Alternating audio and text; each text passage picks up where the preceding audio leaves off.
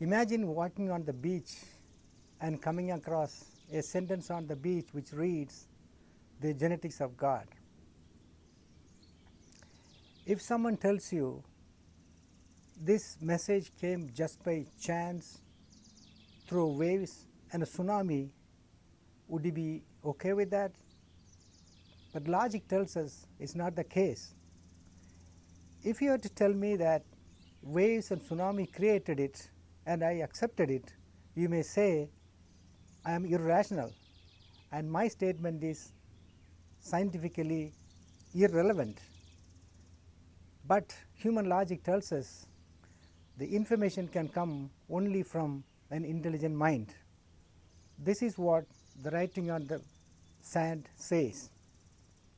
This is exactly what scientists John Lennox, Stephen Meyer, and Michael Behe are discussing.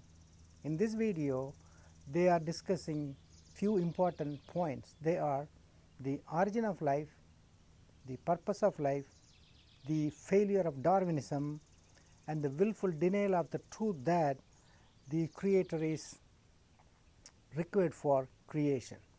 I'm going to go to John Lennox as the referee here. Isn't it in the nature of science, even among, perhaps even especially among believers? Newton was I think it's fair to say he was a Christian. He was certainly he was a Christian, of course. All the pioneers of mathematics were believers in God. And Newton understands himself to be exploring the mind of God. Yes, that's right. And at some basic level, Newton, faithful Christian, is saying, how did he do it? Yeah. How did he do this? How did he do that? He's not saying, well, it's the mind of God, therefore no more questions to follow. He's in search of specific mechanisms, and that's a good and noble thing which endows us with 9/10 of what we know about physics in some basic way, right? So here's the question that presents itself to me, layman that I hear stand in for baffled people the world over. Science, the question in science, how does it happen? Charles Darwin says, here's how it happened. Okay, and if you guys want to say, well, Charles Darwin was wrong, then I say, okay, if it didn't happen that way, how did it happen? And the answer can't just be God, or it can't just be designer. There's some sort of human impulse in us to say, well, how? What's the mechanism? And that's a fair question, and Behe's taking a shot at it. And Stephen's trying to say no. No, I'll come back at you in a minute. Go ahead. Yeah, when Newton discovered his law of gravitation, he didn't say, now I've got a scientific explanation, I don't need God. What he did was to write Principia Mathematica, most famous book in the history of science, and expressed in it the hope that his research would lead thinking people to believe in God. In other words, he believed his science was showing evidence of an intelligent input into the universe. Beauty, design, predictability. Yes, but the important thing here is that a huge confusion comes up through Richard Dawkins suggesting that the God explanation is the same as the scientific explanation. That's like saying that the Henry Ford explanation for a motor car is the same as the explanation in terms of physics and automobile engineering. They're different kinds of explanation, and we need both to give a full explanation. And they're different kinds of questions, Peter. Yes. The question of how the internal combustion engine operates can be answered using principles of mechanical and electrical engineering. But the question of the origin of the car can't be answered apart from invoking the activity of an intelligence. In the Principia, Newton he described the ongoing regular process of gravity, and he used a mathematical law to describe that process. But he also believed that the fine-tuning of the solar system gave direct evidence of the activity of a designing intelligence. He said this most beautiful system of sun, planet, and comets could only be the product of an intelligent and powerful being. So he actually made a direct design argument. When we're talking about the origin of life, or the origin of the universe, or the origin of the Cambrian animals, there's another way of framing the question. It is, what type of cause best explains the origin of these things? An undirected material process or an intelligent cause? And science, Yeah, but why do you object to Michael's attempt I to want find to a say mechanism? something. Yes, I yes. was- Michael said. Let me just Yes, Michael. Let Michael come in. Yes, because absolutely. I feel as though I've set things up so that the two of you have been able to beat him about the head and shoulders. When Isaac Newton developed his wonderful law of gravity, he was asked, what the heck is gravity? And he And didn't he know. said, hypothesis non fingo. Yes. I feigned no hypothesis. he I had don't no know. mechanism. He didn't have a mechanism. What's the mechanism for the Big Bang? Nobody I don't knows. know. What's the mechanism for radioactive decay? I don't know. So there's lots of things that happen. People don't know what the mechanism is, but we see patterns and we can deduce explanations from the patterns. Okay. I'm going to quote you, and I begin by quoting someone you quote. This is more Behe here. Biochemist Franklin Harold, in his 2001 book, The Way of the Cell, quote, "We should reject as a matter of principle the substitution of intelligent design for the dialogue of chance and necessity, but we must concede that there are presently no detailed accounts of the evolution of any biochemical system, only a variety of wishful explanations," close quote. And Michael says, well, to begin with, that's quite a breathtaking concession, and congratulations, the science has moved along enough to recognize the limits to Darwin. And then Michael continues, Harold never spells out his reasoning, that is to say, why we should reject intelligent design in principle, but I think the principle probably boils down to this. Design appears to point strongly beyond nature. All three of us are down for, everybody's down for that. It has philosophical and theological implications because some think that science should avoid a theory that points so strongly beyond nature, they want to rule out intelligent design from the start, close quote. This is the question of drawing lines.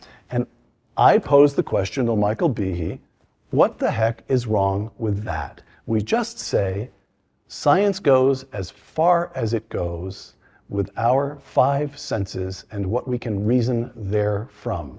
And when it hits a dead end, it says, dead end.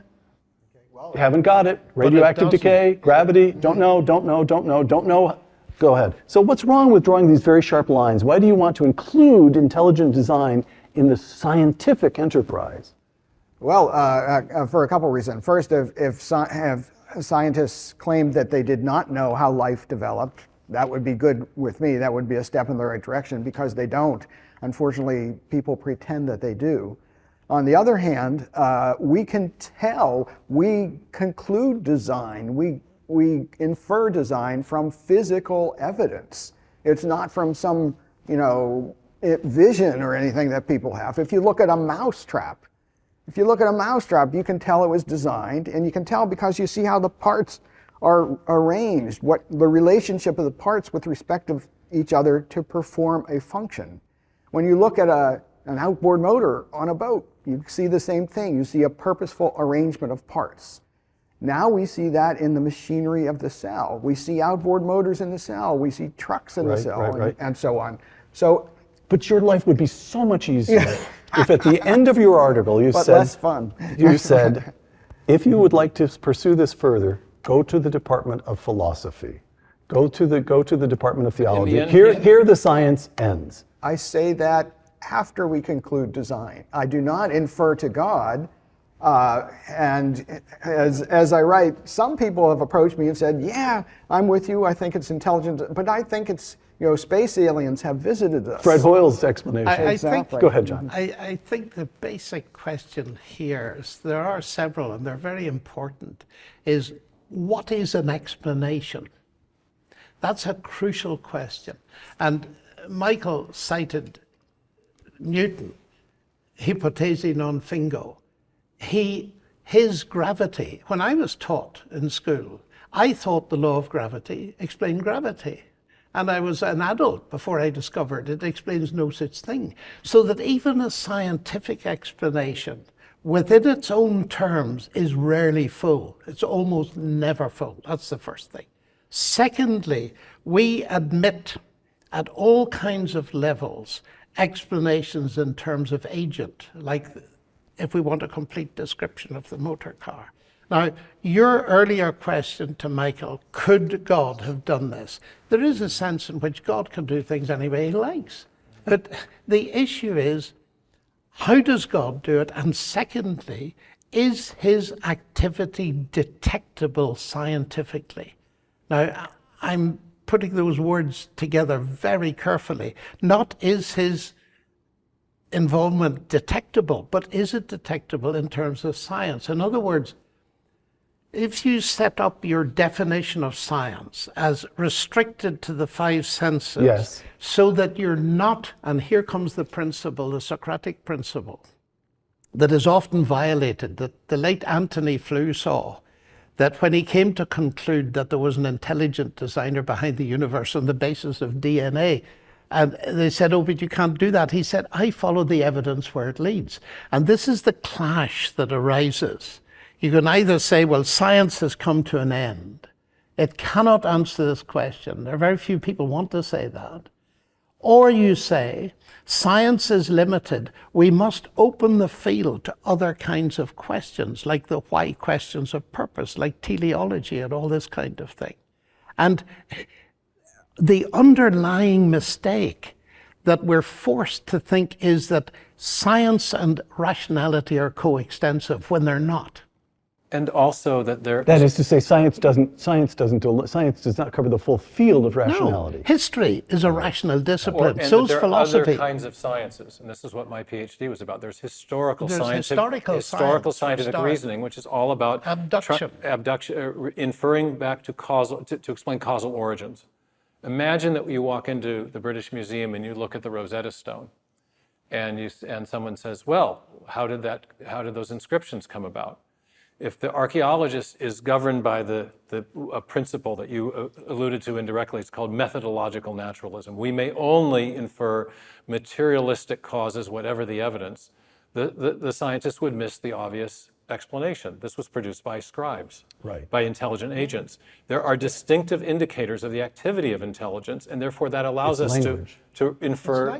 There was one of the early pioneers in the information sciences named Henry Quastler said that the creation of new information is habitually associated with conscious activity. In other words, our uniform and repeated experience affirms that there's only one type of cause that produces information. But uniform and repeated experience is the basis of all historical scientific reasoning. So there is a basis in historical scientific reasoning to infer intelligent design. There's no need or reason to limit the conclusions that we can consider in that branch of science, because unless, and here's the bottom line for all of this, unless you presume a naturalistic worldview and imprison yourself within its confines. That's the key issue. That's not fair. If the evidence leads beyond a naturalistic view, you must pursue it, correct?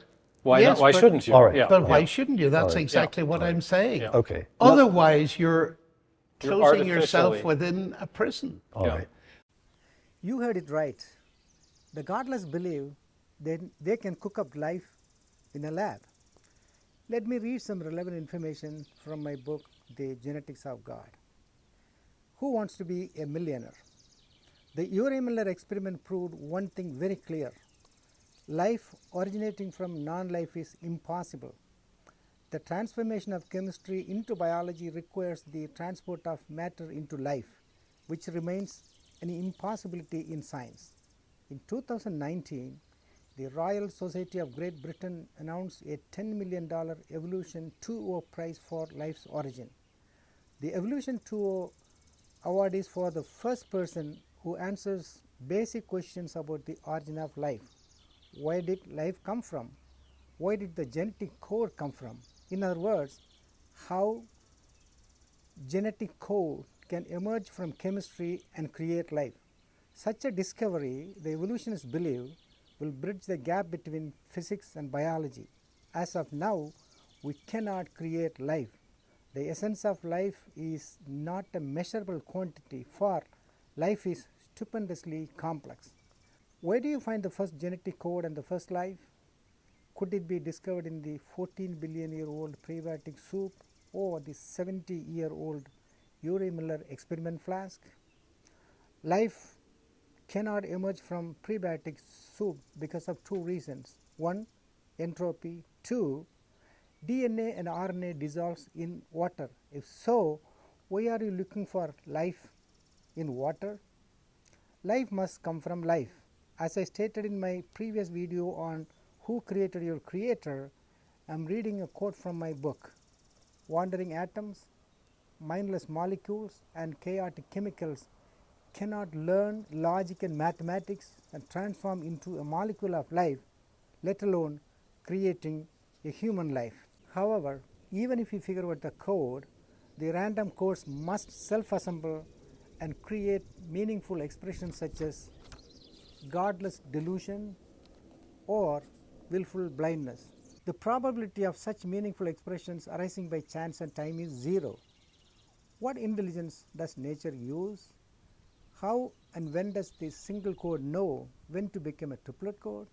One can see how naturalism undermines human rationality. American Magazine published an article about a successful cutlery maker who hated God when he was young. Later, however, his age and experience led to rational thinking. He was neither a scientist nor conducted any scientific experiments in the lab. He was asked why he recognizes there is a God. He offered this very simple yet devastating rebuttal to atheists. I have been reading about the wonders of the orbiting moons, planets, and stars. I am astonished at the intricacies of the galaxies with all their myriads of stars circulating a common center. I am not a scientist, but I have enough sense to know that evolution is foolishness. It takes a girl in our factory about 2 days to learn to put the 17 parts of a meat chopper together. It may be that those millions of worlds, each with its separate orbit and all balancing so wonderfully in space, it may be that they just happen. Frankly, the whole. It may be that by a billion years of tumbling about, they finally arrange themselves. But evolutionary idea really does not make sense. I am merely a plain manufacturer of cutlery.